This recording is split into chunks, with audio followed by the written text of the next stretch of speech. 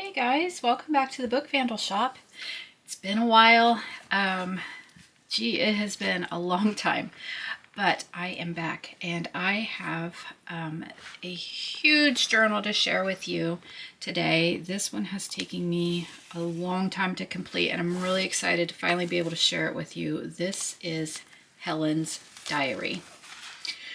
So this is the fictional diary of someone named Helen. But I have put journal entries. There's all kinds of details in here. In fact, there were times I forgot that she wasn't a real person. And so hopefully you will too. So this is an old celluloid photo album. It was a type of plastic they used at the time. And so it is probably from the late 1800s, although Helen's diary takes place from like 1917 to 1919 time period. The album, when I purchased it, it wasn't in the greatest condition, the cover, so there was some cracking and stuff. So I've done some repairs to it, and I've put some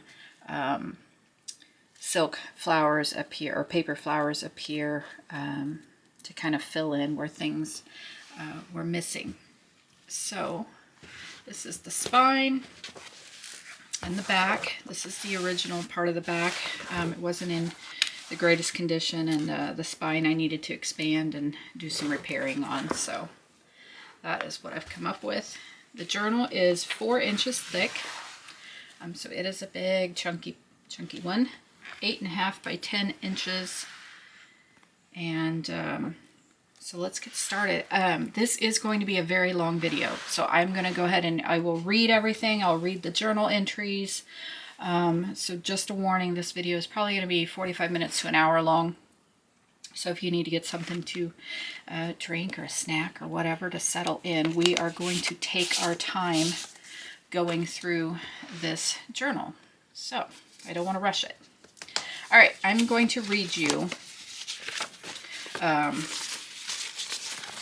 something that I have included in here. This is the fictional diary of Helen Elizabeth Sullivan. Any similarities to anyone living or dead are simply that, just similarities. Although Helen and the other characters were not real people, the world events and the places mentioned were very much real. Our story takes place in Reading, Pennsylvania in the late 1910s. Helen's parents moved to Reading in 1899 to build their new life together.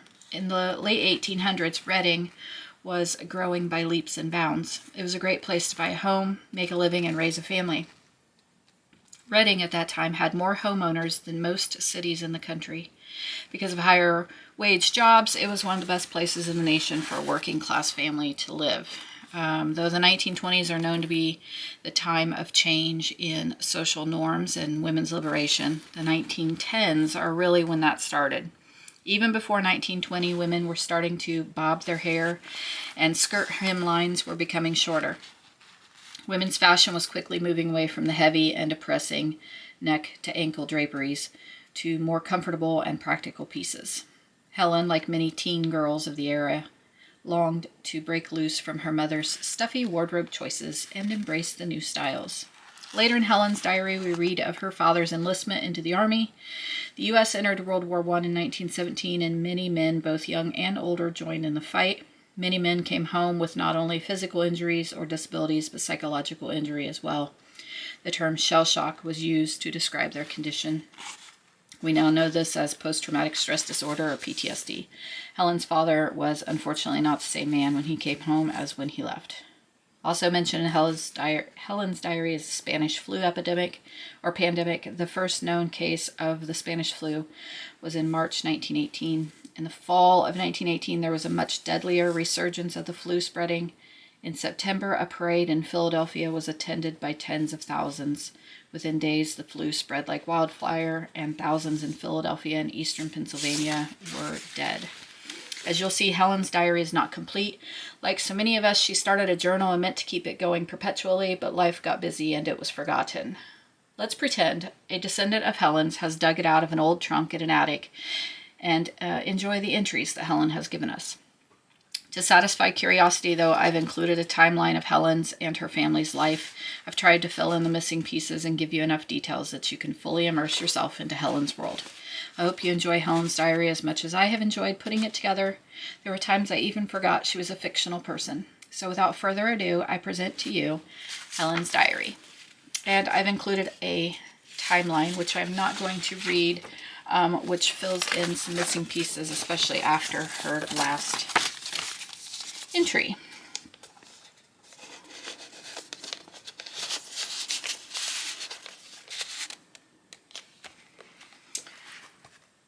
Okay, so down here, Helen Elizabeth Sullivan.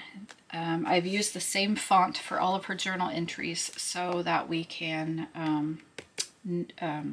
pretend, I guess, that that is Helen's handwriting. So I will point out things that are original pieces, just so that you can appreciate that in the journal. For instance, like this piece of paper may look like just a plain old piece of paper. It is actually the end page from a book, and you'll see many pages from that book in this journal.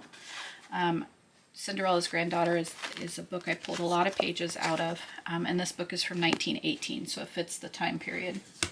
So this is one of the end pages. So yes, it's a plain piece of paper, but it's a very old plain piece of paper. Okay, so our very first entry. So Helen's diary has 9 signatures, over 450 pages, and 20 diary entries are in here. And I forgot to tell you that I will have this listed in my shop Sunday, August the 4th at 7 p.m. Eastern time. So that is Eastern U.S. time. Sunday, August the 4th at 7 p.m. Is when I'll have that in there.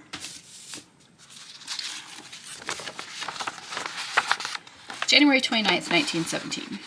I watched the first part of a new serial starring Irene Castle today, Patria.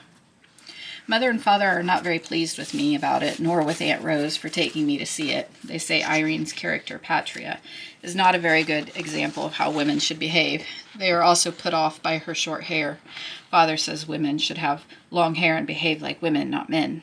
No matter, I think Irene Castle is the loveliest actress in the films today. Helen. So keep in mind that Helen is a teen girl. Let's see, she is 17, I believe, when her diary starts. 16, not quite 17. And then also all the newspaper clippings that you will see in this whole journal, every last single one of them, comes from the Reading, Pennsylvania newspaper from that time period. So they're not originals. They are digital printed copies, but they are from the local Reading newspaper. So that helps keep everything authentic. And then I have included calendar pages from 1917 in here. They are not the original, as I couldn't bear to part with the original, because I do have the original complete diary, but they are darn good copies. All right, so here's a little newspaper clipping that talks about Mrs. Vernon Castle being in the new serial Patria, and then there's that. So Helen has kept those as keepsakes. This is newspaper, or it's a magazine that I had from October 1919. So this is an original magazine page from, I believe it was the Women's Journal, Women's Home Journal,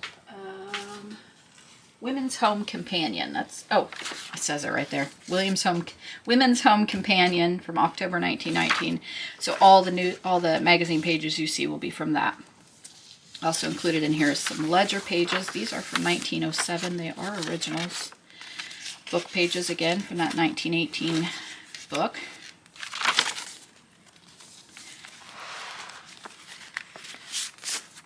We have some embellished writing paper. I do want this to be a functional journal for you to write in.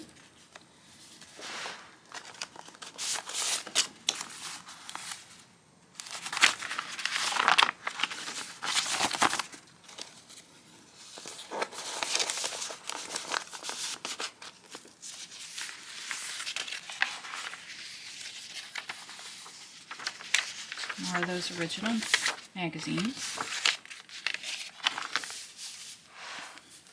This is some music paper. It is also original, so it is a little bit delicate.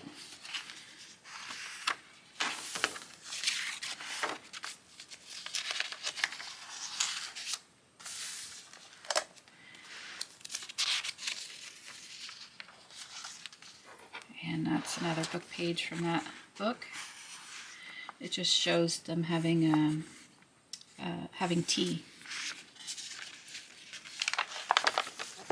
Calendar page, music page.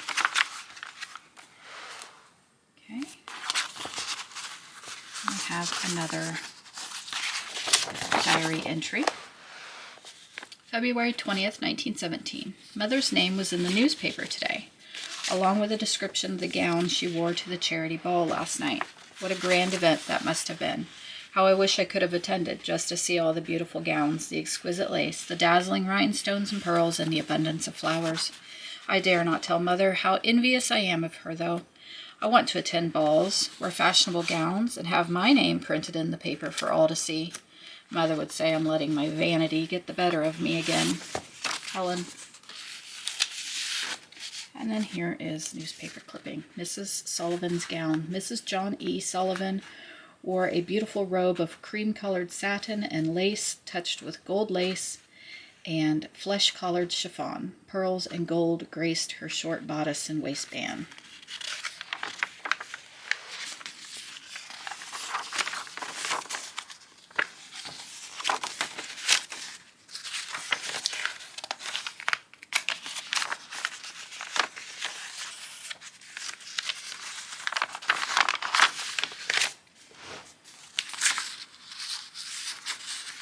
And then here we actually have a authentic piece of ephemera from Reading, Pennsylvania. So I was able to find online some pieces of ephemera to include that are originals, so from the time period. And so this is just like an advertisement card. I glued paper to the back of it, as the back had been evidently glued into a scrapbook at one time and kind of was a mess back there, but it says back here 1913 American Artworks, and this was advertisement for an insurance company in Reading, Pennsylvania. So, and then here's some little tickets, Ritz Theater tickets, although, and these are from Pennsylvania, but these are just they're just copies.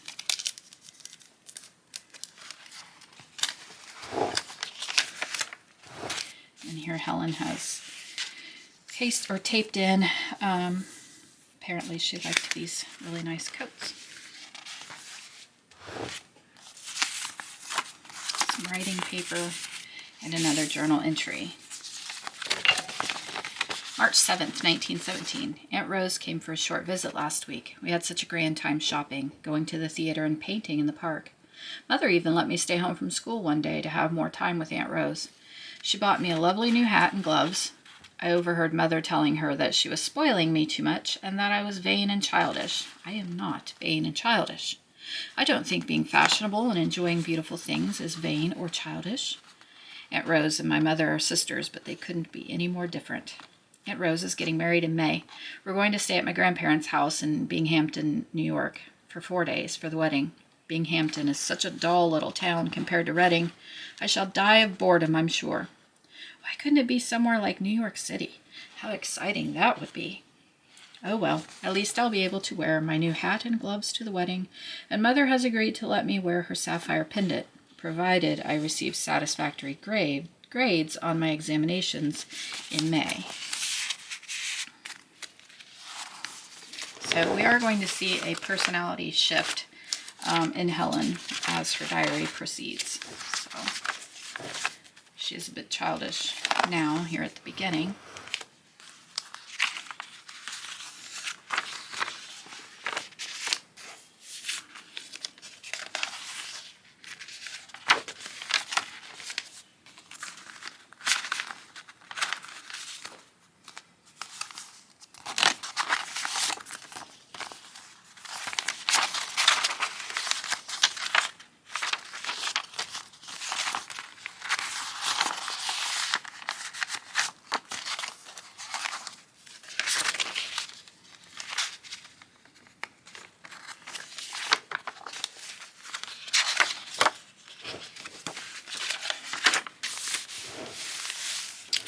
piano roll paper. You'll see that throughout the journal. This is old original piano roll paper, so I've doubled it to make it more sturdy.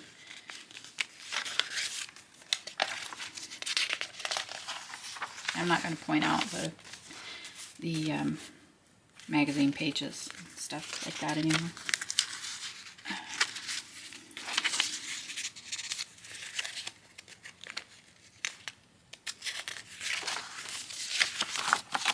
April 7th, 1917. Father says the United States have now entered the war. He says this will change everything. I am not sure what he means by that. I did not ask him for clarification, as he says such matters are of no concern to the fairer sex. Surely he will not have to go to fight. He is nearly 39 years old. Only young men go to war. Mother is of no help to ease my mind. She places little Evelyn in my arms and leaves the room every time I attempt to broach the subject with her. She's behaving strangely, I must say. Helen Elizabeth.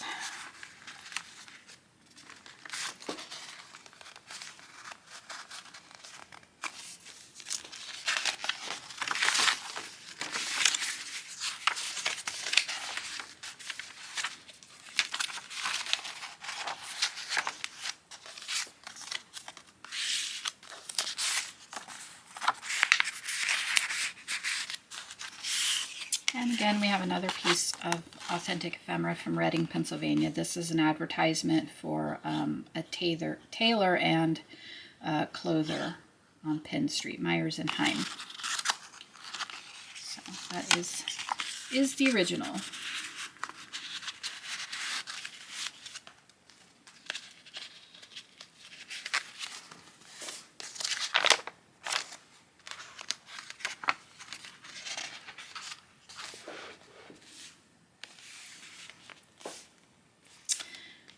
That piece of paper here, this one here,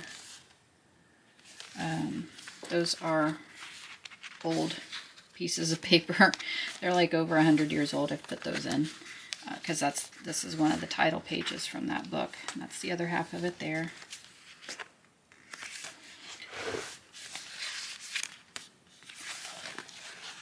And that's an illustration from the book I've included. You can write on the back of these. That's why I've put them in there. They're pretty to look at. They're from the time period of the diary, but also they're functional as you could write on the back of them.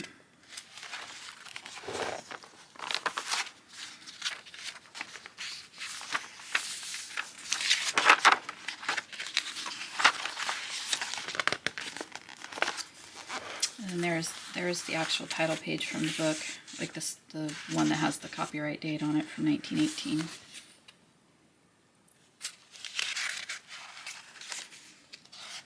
More of the magazine pages.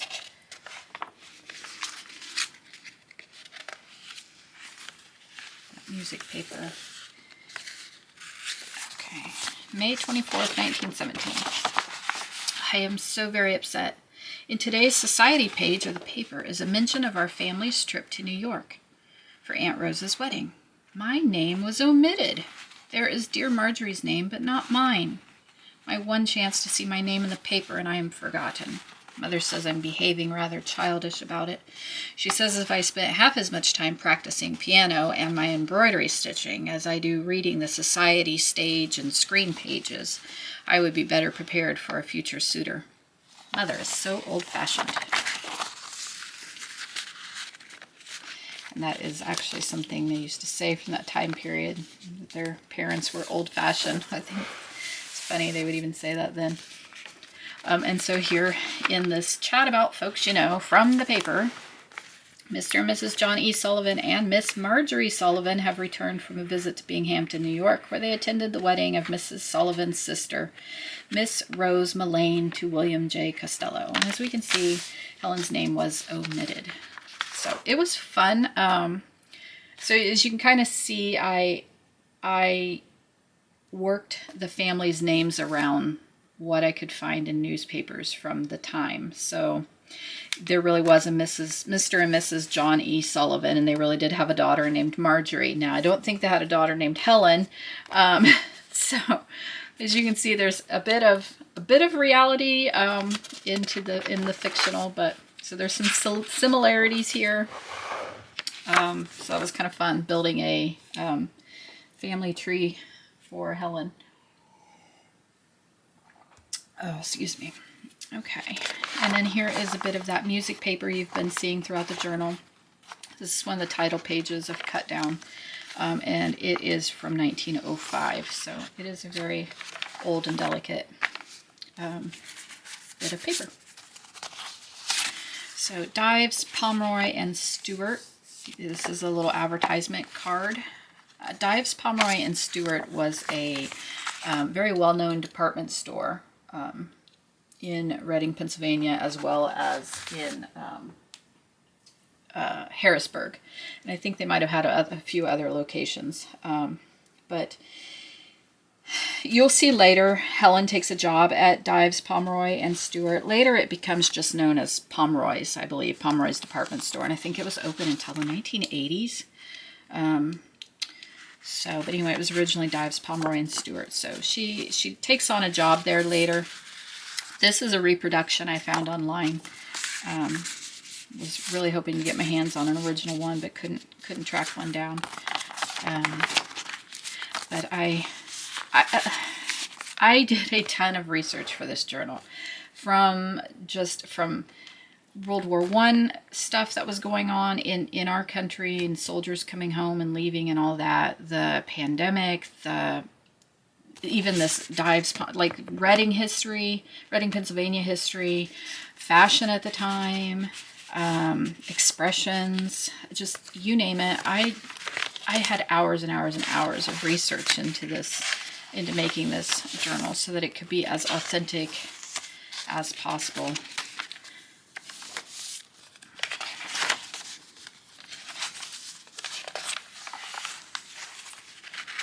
June 7th, 1917. There was an advertisement in the paper today about purchasing Liberty bonds to help with the war effort. The headline was striking.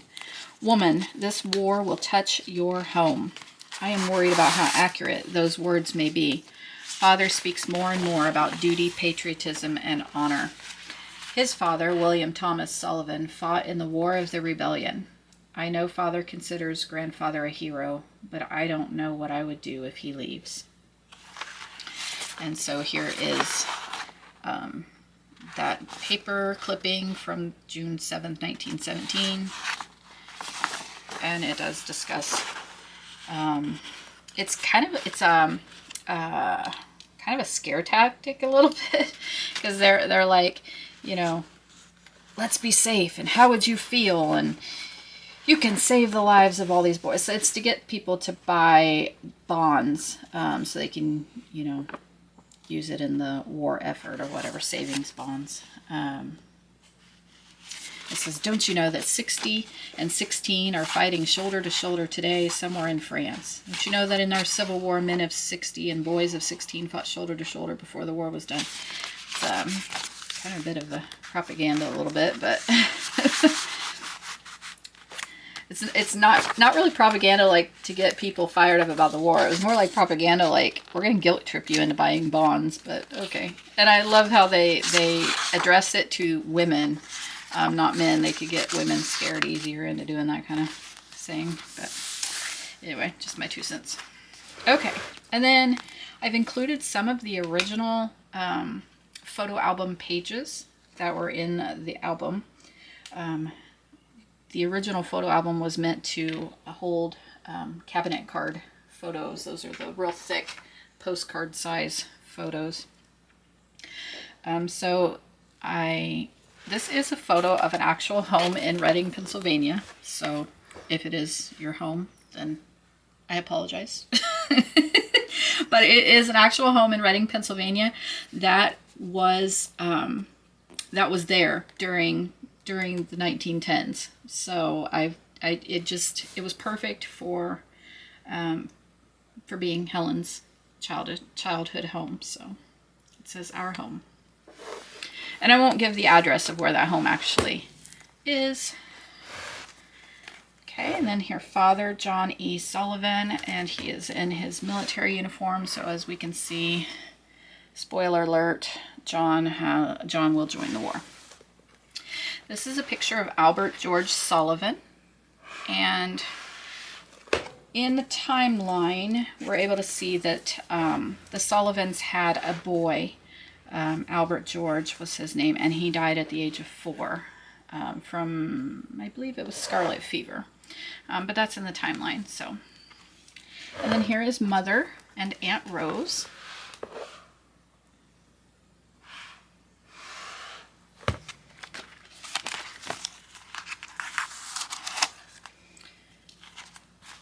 So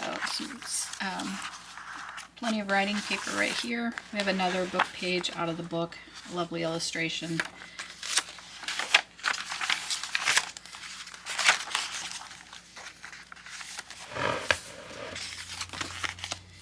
And we have another journal entry. July 30th, 1917. My heart is broken. Father has joined the army. He leaves tomorrow. Mother is sullen. Her eyes are red and swollen. I know she's been crying. Marjorie begged Father to change his mind. He just patted her on the head and said, all will be well. Evelyn is too young to understand.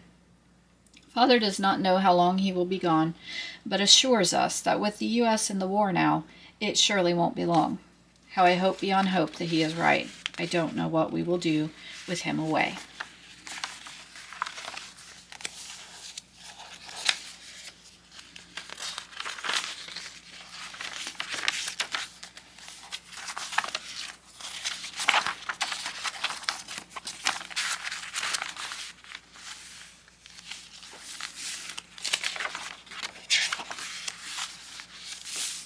And so, yeah, you might be familiar. Some of these pages here are from Edith Holden's nature journal. And that is because she wrote that journal about the same time period. So it was early 1900s. Maybe just a little bit earlier than Helen's diary. I'm trying to think. Maybe it was around, maybe about 10 years earlier than what Helen's writing right now. Something like that, but similar time period. So I thought they would be pretty to include.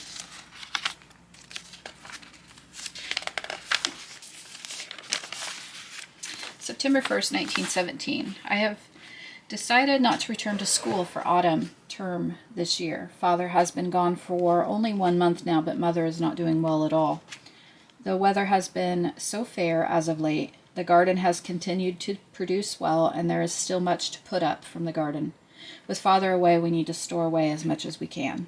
Little Evelyn is so active now, and Mother just doesn't seem to have the energy to keep up with her. I don't see how Mother could possibly do it all with Marjorie and I gone to school all day. School seems so frivolous and unimportant now when Mother needs me so. I think Father would agree. So we're seeing a bit of a personality shift in Helen. She has been forced to grow up a little bit. So here is, I know it looks like a Japanese pagoda, but this is actually in Reading, Pennsylvania. It's a very famous structure there, and it was built. I'm not sure when I can't remember when it was built, but during Helen's time in 1917, when she's writing this journal, it was already built then. So, and this is a postcard, unoriginal, from about that same time period, from Reading, Pennsylvania. But my daughter found this in an antique shop while she was visiting a friend in Delaware, and she came across that, and she thought, Reading, Pennsylvania, I'm pretty sure that's where Mom's journal that she's making, where that's from. So she picked that up and brought it back to me from Delaware. I said, well, that is perfect. It's the time period, it's the right place, and it's an original. So, great contribution. And then here we have a photo of Father.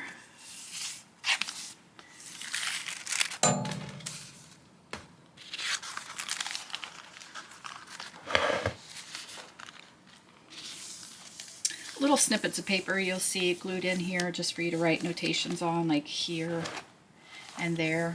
Those are like from the music book, so they're very old pieces of paper I've glued in there. They're not just some random coffee dyed paper.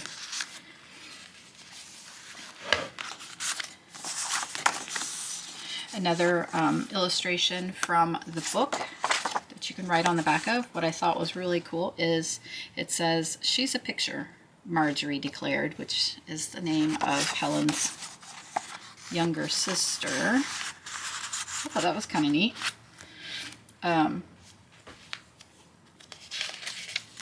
More magazine page.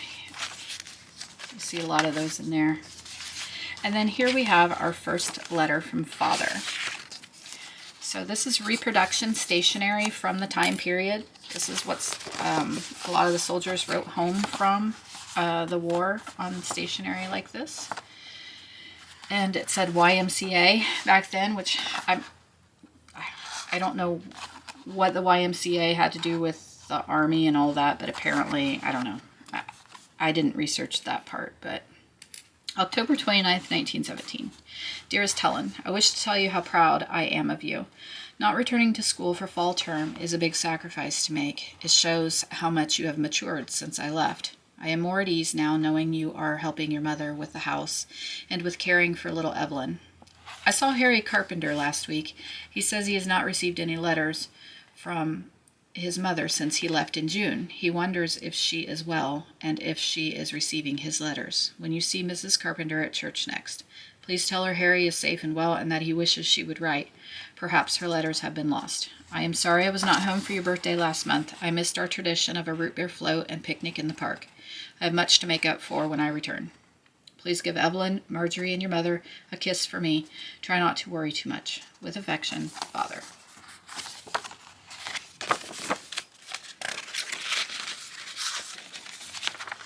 Okay, and we are almost halfway through. Told you it was going to be a long one.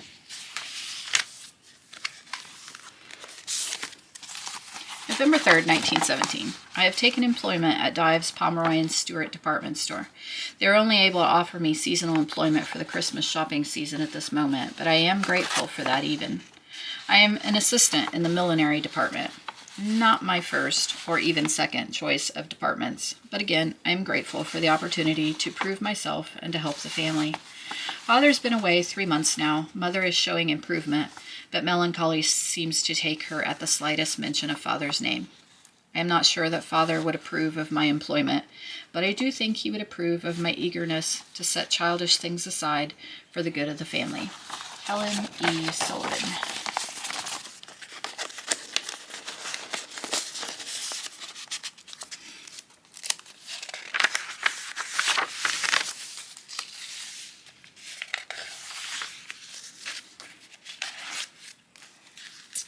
Have another little authentic piece of ephemera. This came from an old scrapbook.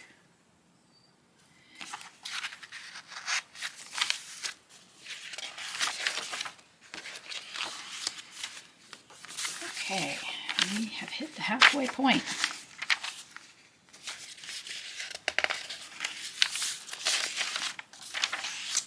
Another letter from Father. December 11th, 1917. Dearest Helen, I was glad to receive the letters from you and Marjorie.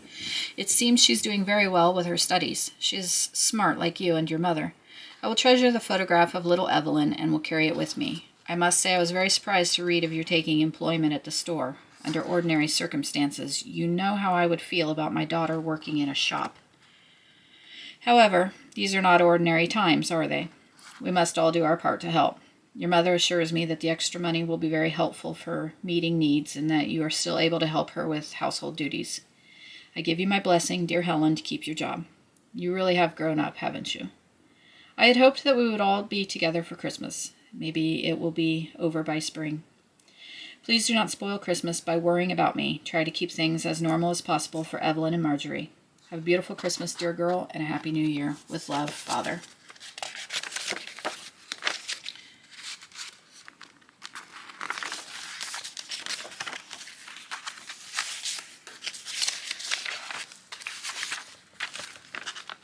December 29th, 1917. Christmas was quiet and dreary this year. Christmas was a quiet and dreary day this year. The gray skies matched the mood inside the Sullivan house. As much as Marjorie and I tried to cheer Mother, she could not find it in herself to smile or be consoled. For little Evelyn's sake, Marjorie and I made the day special for her. We fixed a meal the best we could. The war has meant rationing foods like meat and flour, so Christmas dinner this year was oysters, cooked potatoes, and carrot pudding. The oysters were a gift from the store. I used a bit of my pay I had saved from the store to buy some gifts, a doll and a little horse toy for Evelyn, a set of drawing pencils and a book for Marjorie, Tales of Sherlock Holmes. For Mother, slippers and a new dressing gown and robe. Mother fussed about the money that was spent on such frivolities, but was relieved when I announced that I had been asked to stay on at the store after the new year.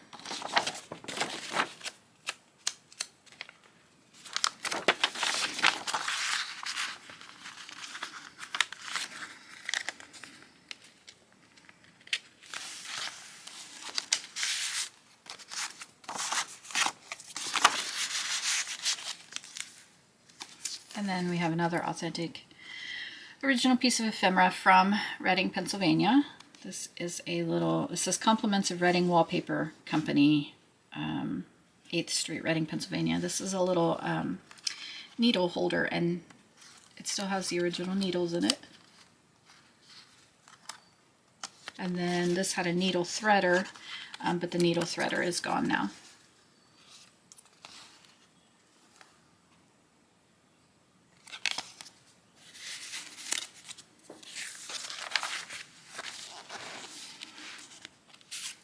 And another Reading, Pennsylvania ephemera piece. This is from the famous clothing house on Penn Street. It's a little advertisement card. It's an original.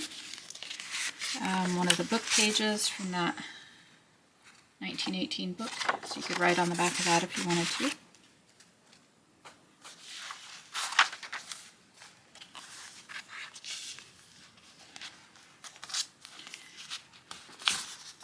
And then here is Pomeroy's Diary. So Dives, Pomeroy, and Stewart was the name of the department store.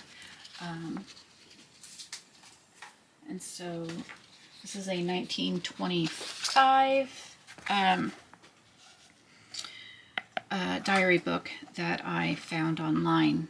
This is from Pomeroy's in Harrisburg. But I did not want to tear up the original. Just because every single page is in here. It's in great condition. So it's from 1925, a little later than Helen's journal, but that's okay. So you'll see a few reproductions of that in here. A little later, but I thought it was fitting because that's where she took employment. February 16th, 1918. Winter seems to drag on and on. Cold, mud, and dreary skies seem endless. I'm learning more every day at the store. I would much enjoy working in accessories or fashion, but I am grateful for the work. Mother seems to be improving. Days of melancholy are fewer, and she smiles more than she has since Father left. She's been receiving letters from Father. He is still in France, but leaves out any details about the conditions there. Marjorie has been helping Mother in the kitchen more since I've been picking up extra hours at the store. Meatless Mondays and wheatless Wednesdays are becoming monotonous. There is a wartime cookbook available to purchase at the store. I may buy one next week for Mother and Marjorie. Helen. And meatless Mondays and wheatless Wednesdays were an actual thing during the war.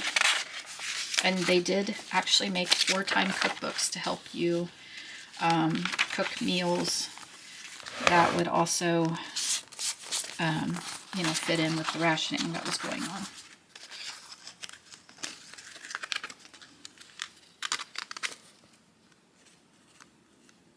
Get in there.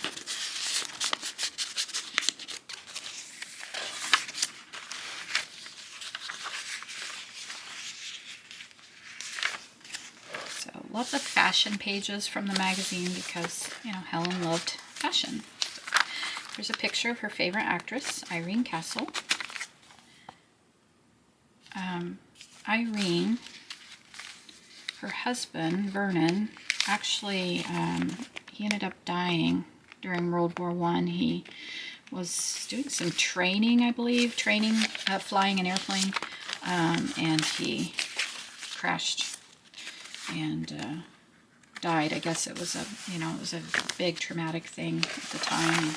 Everybody loved Vernon and Irene Castle. They were dancers, and you know, they were kind of like the Fred Astaire and, you know, of the time. So May 4th, 1918. Little Evelyn Rose had her 3rd birthday yesterday. She has grown so much since Father left last July. She is the most intelligent little thing. I worry she won't recognize Father when he returns. We keep Father's pictures on the piano and show her often. My friends from school are making their graduation plans. I must admit I am disappointed to not be joining them. But if the war ends soon, I could still go back to school this autumn and finish. The store is planning a picnic for the employees in a few weeks. I'm excited for that. Our families have been invited as well. There is to be games, races, and ice cream.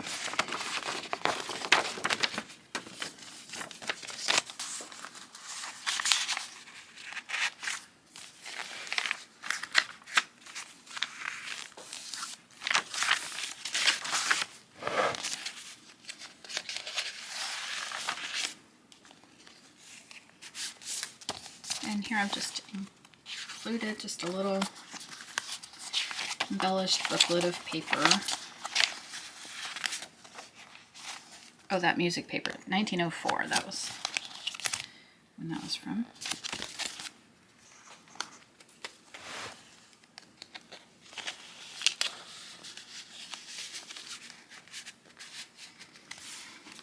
And just another piece of writing paper.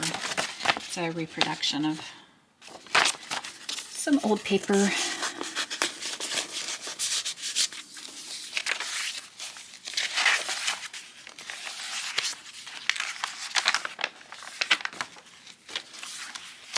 Okay.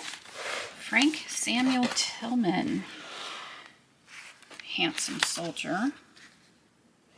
But we will have to find out who he is later. So we have a picture here of Aunt Rose Mullane, Mother, Helen and Marjorie. Here's a picture of Helen, Grandmother and Grandfather Sullivan. So I won't tell you which ones. Here, hang on. This is Aunt Rose and Uncle William, Helen, my friend Laura May, and Evelyn Rose. So some of these photos, and I'm not going to tell you which ones, are actually family members of mine. So, but I'm not going to tell you which ones.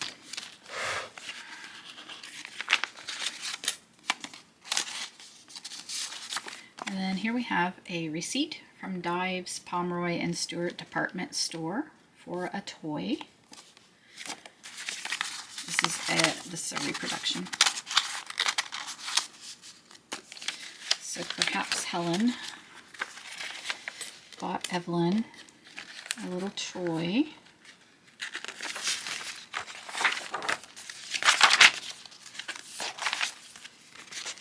Okay, another journal entry. July 30th, 1918. Father has been away now for 1 year. So much seems to have changed in just 1 year. Little Evelyn has lost all appearances of being a baby. She insists we call her Evelyn and not Baby. Marjorie looks more and more like Mother every day and will soon be 14. Father would be so proud of her. Some of the girls from work are planning to see a new film at the theater at the end of this week. We may get an ice cream at the shop before. It's been ages since I spent an afternoon with friends. I'm greatly looking forward to it. Heaven knows I need something to take my mind off of everything.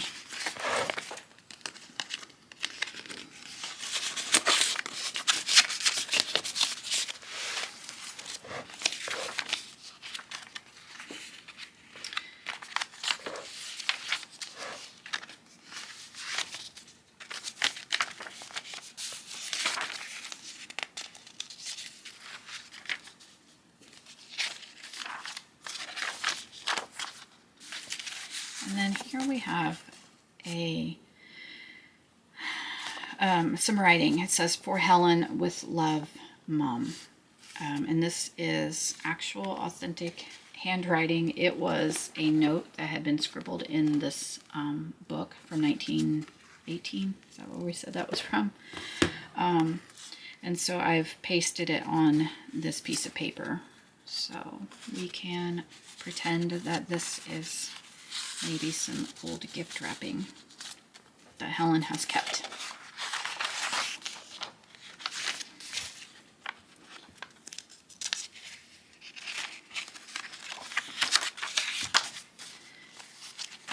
illustration. And then here we have some recipes, or a recipe from a cookbook from the wartime. Wheatless cake and pastry. Very good cake and pastry can be made from the wheat substitutes. So here is a recipe and then some suggestion on other ways to save wheat. Cut your loaf at the table slice by slice as needed. Waste not a crumb. Waste no flour on the breadboard when you make bread. For thickening, use cornstarch or substitute flours. So, anyway.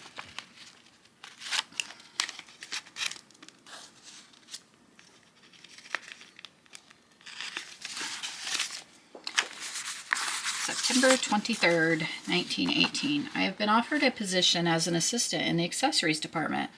I can't say that I will miss the millinery department. Mr. Parker is a most disagreeable man. Mrs. Hopkins in accessories, however, is a kind woman and seems keen to share all her knowledge with me. I had my 18th birthday last week. Mother and Marjorie baked me a chocolate cake. It was good, but I do miss the delicious baked goods we had before rationing.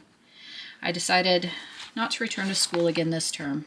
I don't suppose I will return at all. Perhaps I will run my own department at the store one day. Marjorie began high school last week. She is a clever girl and determined to be a teacher one day. I think she'll be a wonderful teacher. She taught Evelyn so many things this past summer. Her colors, counting, and shapes. We haven't received a letter from Father in quite some time. I worry something has happened. I can't let my mind go there, though.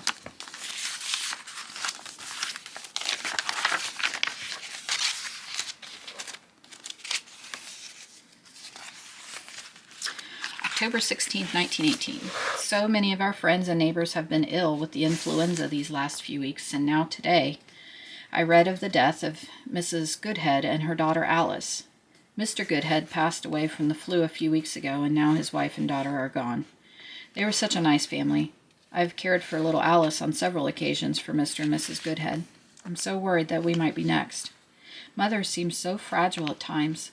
She is only 38 years old, but Father's absence has aged her considerably. I fear she wouldn't recover if stricken with this flu. And we have a newspaper clipping from the newspaper. Mother and daughter influenza victims. 2 die at homeopathic hospital this morning. Martha E., widow of Ray Goodhead, aged 30 years, and Alice, 8-year-old daughter, died early this morning of influenza followed by pneumonia at the homeopathic hospital. They were admitted to the hospital about a week ago from their residence, 1245 Spring Street. The husband died several days ago of influenza.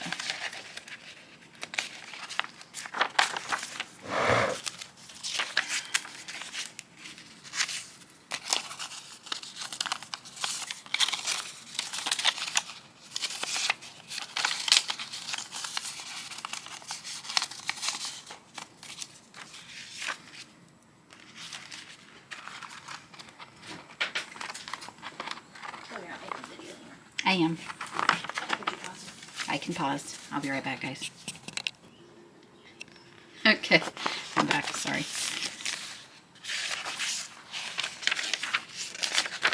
We are almost done. Almost done. October 25th, 1918. Despite the precautions we have taken, our household has not been spared from the terrible flu. I became ill about 3 days ago, but am nearly fully recovered from it. Mother has showed no symptoms besides a lingering headache, and thank God little Evelyn has been spared from getting sick at all. Marjorie, however, has been ill for 8 days now. She is suffering greatly from fever, and we fear she's developing pneumonia. The doctor will not come to see her. He is overwhelmed with patients to treat. Mother and I are doing all we can for her. And then we have, this is from Allentown, Pennsylvania there. And then on this side it says, the best kitchen range on earth. It's Mount Penn Stoveworks, Reading, Pennsylvania. So this is an actual authentic original piece of ephemera.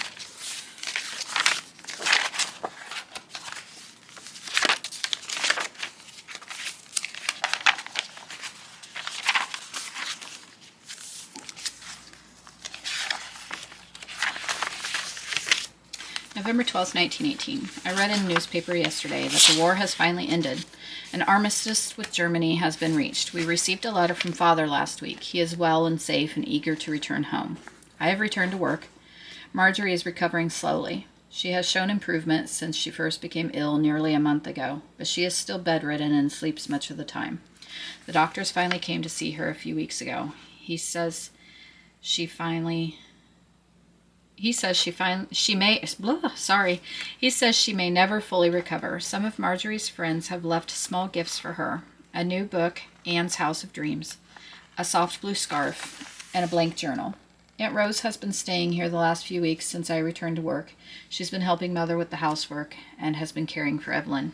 Mother is beside herself with worry. We have to remind her to even eat. She spends much of the day at Marjorie's bedside. I am so thankful for all Aunt Rose has done for Mother. I don't know what we would have done without her here.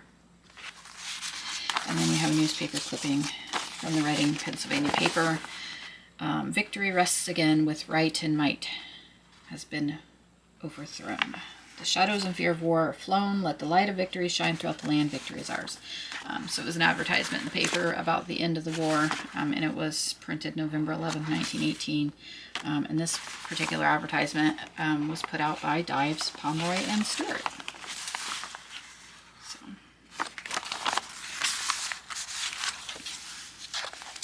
And then here we have another piece of paper from that from that book that I've been snitching papers out of, and it says Christmas 1918. That's the original piece of paper with the original handwriting from that time. A little pocket here, just a little tag.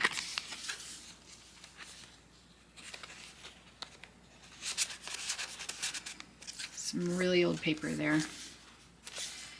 A little pocket, some paper, some tracing paper for writing, magazine article from 1919, and we have another journal tag there. Postcard from Father. On active service AFF, somewhere in France. So this is a reproduction postcard. This is what postcards look like during Christmas of 1918. Christmas wishes. While I obey stern duty's call, my thoughts are roaming far, and I'm longing to be with you all beneath the Christmas star. So, kind of neat, huh? Christmas greetings, 1918. I am well. I hope to be home with you soon, and give little Evelyn a kiss from me, and Marjorie dear, I hope you are well soon. Merry Christmas, with love, Father. So, and it was just listed to the Sullivan family. So.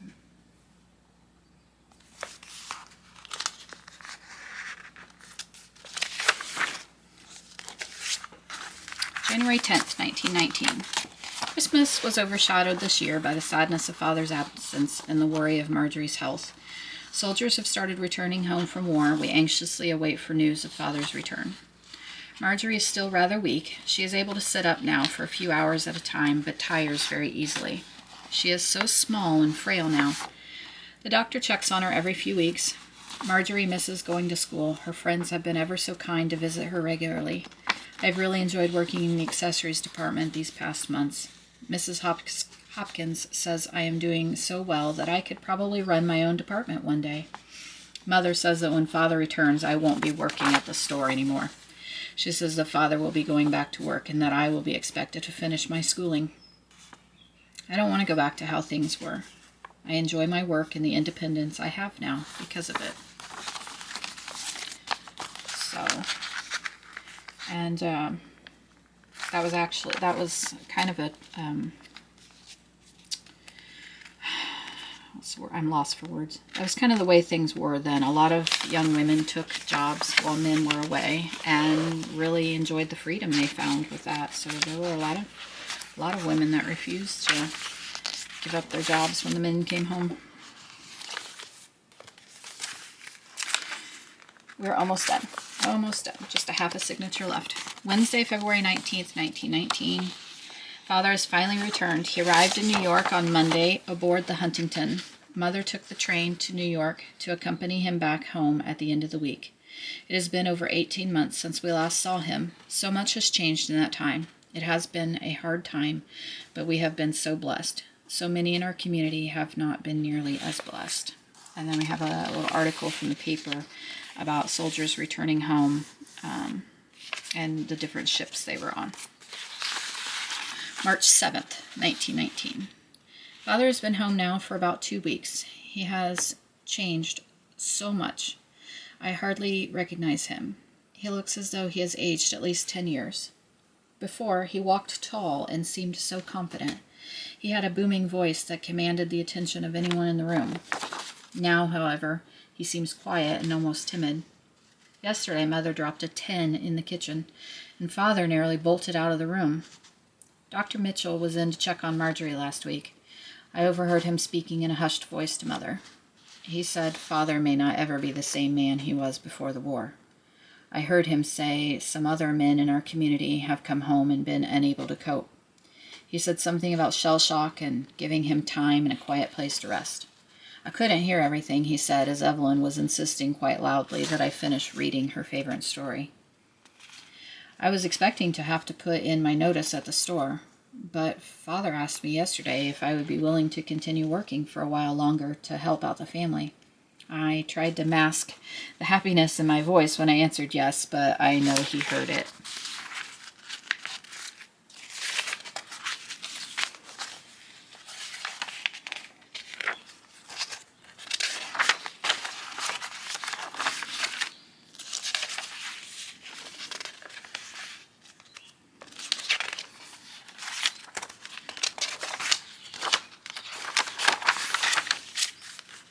And this is her last diary entry. Monday, April 7th, 1919. A man came to my department in the store today. He was shopping for a pair of ladies' spring gloves. He said they were to be a gift for his cousin's wife. I showed him nearly every pair we had in stock, before he finally decided on a lovely white embroidered silk pair. I think he was purposely being indecisive. He was ever so handsome and a bit flirtatious. Mrs. Hopkins scolded me after he left for taking too much time and being too friendly. Mother wouldn't have approved either. I do hope he comes back into the store sometime. I didn't even get his name. April 11th, 1919. The handsome man from Monday came back into the store today. He asked me if I would want to meet at the Sugar Cane for an ice cream tomorrow. I agreed only on the condition that Marjorie and Evelyn would be coming with me. I knew it would be the only way Father and Mother would let me go. I will be 19 years old this September, but they still treat me as a child. I have to decide what dress to wear. Oh, handsome man's name is Mr. Frank Tillman. Helen. And so that is who our handsome soldier is. Frank Samuel Tillman. A journaling card here. And a Reading, Pennsylvania advertisement for Levi's fine boots and shoes. So this is an authentic original piece of ephemera. And that is where Helen's diary ends. And on her timeline, we can see that she does end up marrying Frank Tillman and has children. And they end up celebrating 50 years of marriage. So that's all on her timeline that's in the front of the book here. So I hope you enjoyed diving into Helen's world with me, reading her diary entries. I really enjoyed making this one. This one was a lot of fun. A lot of research. A lot of research went into this. A lot of time, a lot of hours were spent, but I just, I'm kind of sad to say goodbye to Helen because I at times forgot that she wasn't a real person. So anyway, I hope you enjoyed this. And again, this will be in my shop here in a couple of days on Sunday, August 4th at 7 p.m. So look for that there in my Etsy shop. I'll make sure I put the relevant links to my shop below. And make sure to leave a comment. Let me know. Did you enjoy this? I know it was a very long video, but yeah, let me know. Let me know if you liked this. I'm thinking about doing other fictional journals in the future, so your opinions matter. All right, I'm not going to keep you guys any longer, so thanks for joining me. I will talk to you all very, very soon. Thanks. Bye.